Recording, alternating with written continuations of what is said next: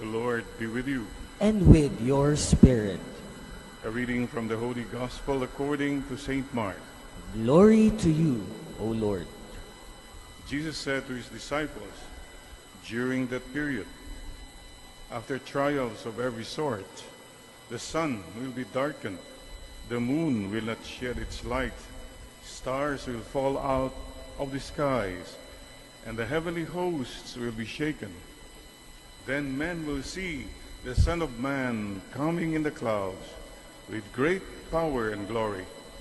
He will dispatch his messengers and assemble his chosen from the four winds, from the farthest bounds of earth and sky. Learn a lesson from the fig tree.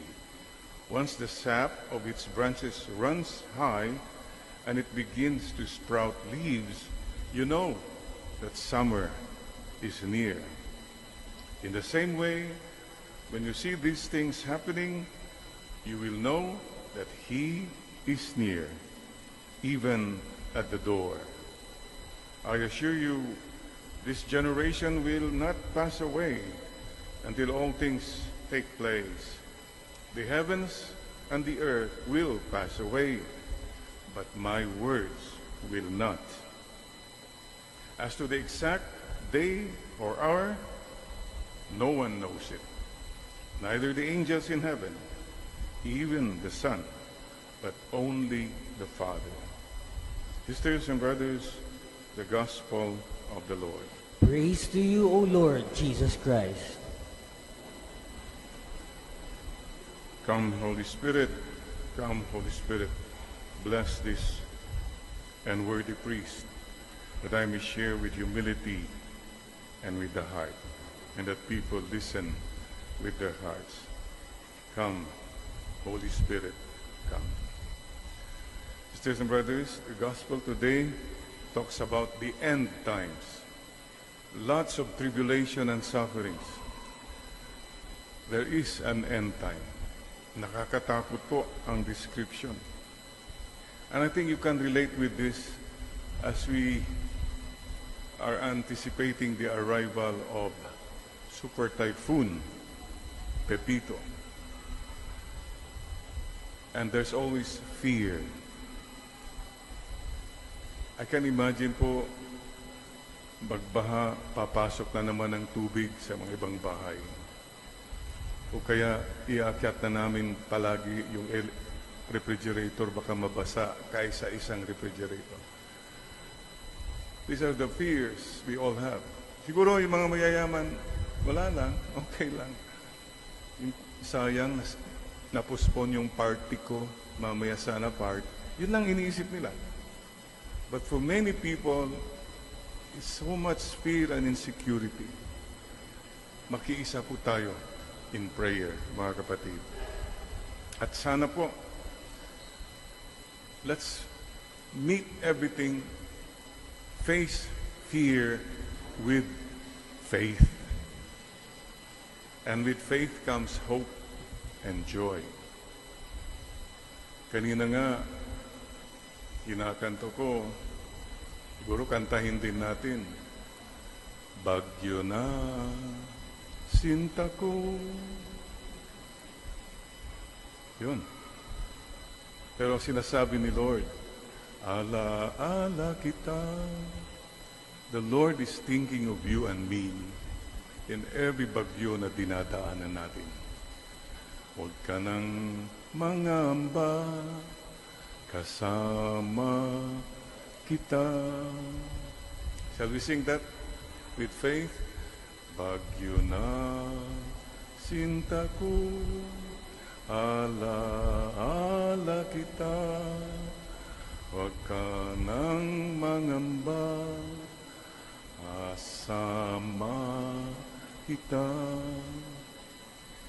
Doesn't that have an effect right away? Kasama natin si Lord. Andiyan pa rin mga problema. But with faith, we rise above anumang bagyo. And please don't forget, walang bagyong forever. Dumadaan lang ang bagyo. And God, only God, is forever. Okay, before the bagyo, during bagyo, after bagyo. Before the storm, what do we do? Prepare and pray. Ihanda natin. Let's be prepared. Mahirap po yung unprepared. So whatever you can prepare, ihanda nyo na. Marami, ay ihanda ko lang yung cellphone ko, baka ma-discharge, wala na akong cha-charge. Some of us are so petty. Palagi yung mga pang-sarili lang. So don't forget, prepare and pray. During the typhoon, samantalang bumabagyo, what do we do? Take care and pray. Ingat lang. Take care of yourself. Take care and pray. Oh, after the bagyo, tapos ng bagyo, anong gagawin natin? Eh di, move on and pray. Bakit pray? Thanksgiving. May iba kasi, wala ng bagyo, wala na, be back to, no, hindi ka man lang nagpasalamat. Thanksgiving. And please don't forget, after the bagyo, time for caring and sharing. Marami po kasing nahirapan. Mga iba ay tapos ng bagyo, wala lang nangyari. Mayroon po kong kakilala, ang ganda po. After every bagyo, she writes a check para sa mga matutulungan ko. Ganun lang. That's what it means. Sana po, anumang maibigay din natin. Kasi marami pong mas nahirapan. This is what the Lord wants us to do.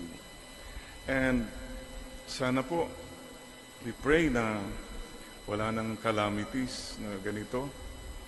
Kasi marami ng calamities sa bayan natin. Political calamity. Ang daming mga bagyo. Ang daming mga tao. Think of 1, 2, 3, a few people. Sila ang nagpapahirap sa napakarami. Sila ang bagyo. They cause so much destruction. Please pray. Let's pray na sana naman hindi na lang kunin nila lahat yung mga pera, pati ang pera na mahihirap. On a personal note, tanungin mo nga sarili mo, baka ikaw ang bagyo sa bahay ninyo. Pag dumarating ka, kinakabahan na lahat, tahimik na lahat, nakayuko na lahat. Ikaw ba ang bagyo sa buhay ng ibang tao? Sana kung bagyo ka man, huwag naman signal number 3, at signal number 1 lang, o kaya depression, ba na ganun lang, LPA lang, low pressure area lang.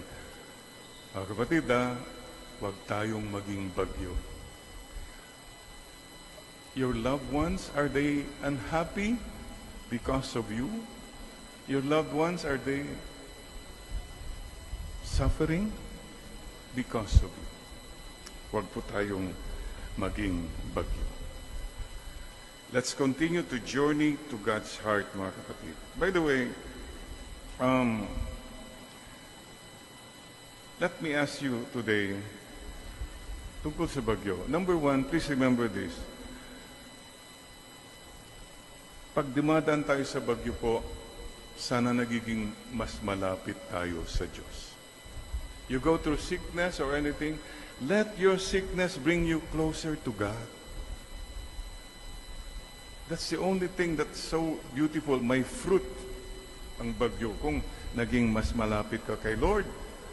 At number 2, you became a better person. Sapagkat may pinagdaanan kang mahirap, you come out stronger, more loving, more humble, more simple. And kagabi po, we had the reunion, grand reunion of the ex-BDs, ex-seminarians. Dami po.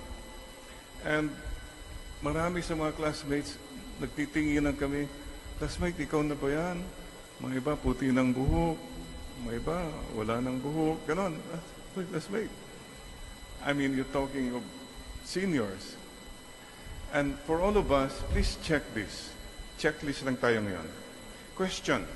Tanungin mo sarili mo, kapatid, at this point of your life, are you happy? Masasabi mo ba na happy ka? Only you can answer that. Baka naman panay problema ang iniisip mo. Or you have a mindset that makes you always unhappy. Sayang ang buhay. Eh, ang hirap kasi, Father, ang daming problema. Yes, yes. But the Lord tells you can be happy even if you have problem, even if you have the cross. It's your choice. Tignan mo, kung namatay kang malungkot, di malungkot kang namatay. O nga, no? And you blame others? Sayang, you live, but you did not really live a happy life. Choose to be happy. Second question is, are you making others happy? Kahit pa paano sana mayroon kang napapasaya mga tao. Number 2, are you holy? Can you say na you're close to God? Are you holy, and are you leading others to be holy? Meron ba mga taong nadadala mo kay Lord? Please continue that. Don't give up. If your husband comes closer to God because of you, congratulations. Your wife comes closer to God because of you, congratulations. Bakit ka naging closer? Kasi ang dami kong suffering sa husband ko. Ay, ganun ba yun? Ang dami kong suffering sa wife ko. Whatever, basta yun po ang point. Mayroon tayo sanang natutulungan. And another question I ask all of us today. Are you kind? Are you a kind person? Or are you proud? Are you selfish? Are you greedy? Ikaw ba'y mayabang, mapagsarili, matapang? These are questions we ask. Lord, sana po ihangin na ng bagyo ang ating mga kayabangan, katapangan, kasungitan. Bagyo Pipito, dalhin mo na ang mga ito. And mga kapatid, November 21 is the feast of the presentation of Mama Mary. And next Sunday, by the way, is already the last Sunday of the year. Next Sunday is Christ the King Sunday. And we are all reminded, harap tayo lahat kay Christ the King at the end of our lives. Kapatid, sana po presentable ka. Kahit pa paano presentable ka pagharap mo kay Lord. Let's all strive. We are all sinners. But kahit pa paano sana we strive na pagharap ko sa iyo, Lord, I'll be presentable. Presentable. Footnote pala, itong Saturday, you have a Eucharistic Congress dyan po sa Pink Sisters, Hemady, this Saturday, November 30. 30 na ba? Next Saturday. Okay. Anong year? 2023. So we joined that Eucharistic Congress, and we have speakers, Father Martin Aris, Father Dave Concepcion, whole day po, from 7 in the morning hanggang hapon, and Bishop Pablito Tagor will do the Mass in the afternoon. Okay, let me end with this question again. Kapatid, can you say, are you closer to God now than you were 1 year ago? Masabi mo ba na yung relationship mo kay Lord mas personal, mas real na? Sana all, tayong lahat. Number 2, are you loving God more now? Sabi niya, love God with all your heart, with all your soul, with all your strength, and with all your mind. And the final question I ask all of us today is, Is He, is God finally your God? Yung masasabi mo, Lord, kayo po talaga ang Panginoon ko. I hope you can answer that and say, yes, Lord, kayo po ang Panginoon ko. You are my God. Let's pray for that. And pakicheck mo rin, journey. We're journeying towards the end time. If you have this in your life, love. Check. Number 2, joy. Check. Peace. Do you have peace in your life?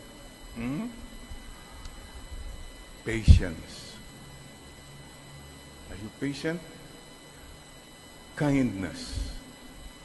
Are you kind to people? Goodness. Masasabi mo you're good?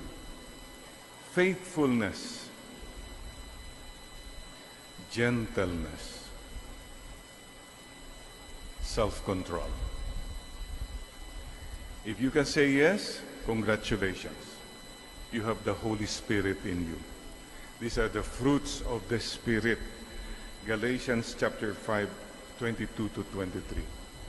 Yan lang naman mag-gauge natin if God is really with us. Kabaliktaran po.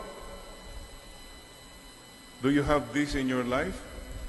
1, hatred, anger, sadness, stress, impatience, bad deeds, unfaithfulness, roughness, toughness, and no self-control.